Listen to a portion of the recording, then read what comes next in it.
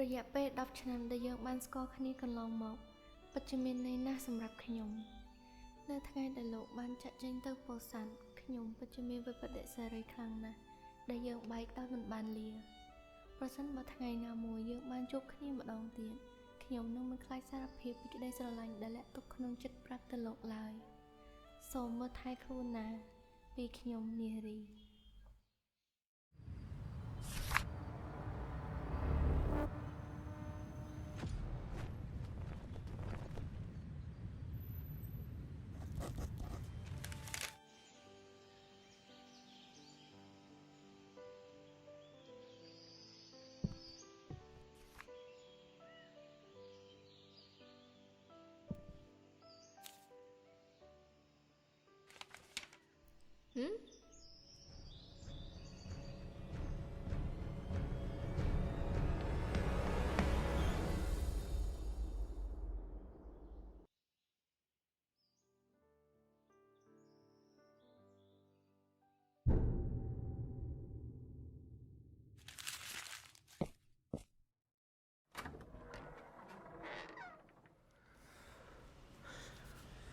chồng má cái ấp giấu nhé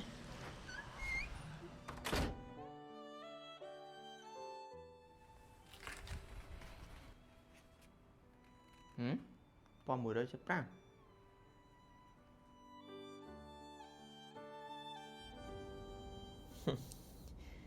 Linh sao mùi nhóm ấy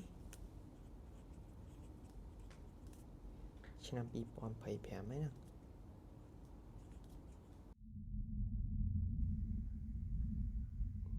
អូក្រាស់សាច់ដល់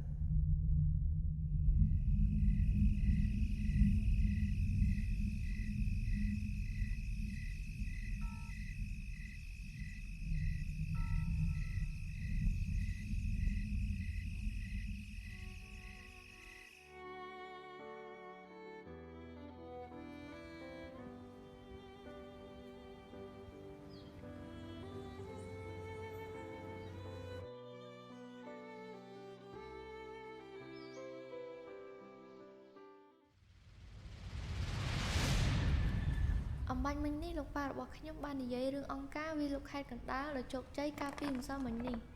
តើពេជ្រដឹងទេថានឹងមានរឿងអ្វីកើតឡើងបន្ទាប់ទៀតទេ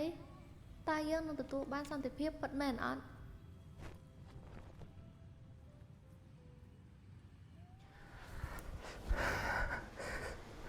អើធ្វើម៉េចហើយធ្វើម៉េចហើយតែចូលទៀតនាងប្រកាសជំនួសទេណានារីថែខ្លួនផងខ្ញុំនឹងខំនាងមានសុវត្ថិភាពខ្ញុំនឹងរងចាំឆ្លើយត្រឡប់មកវិញ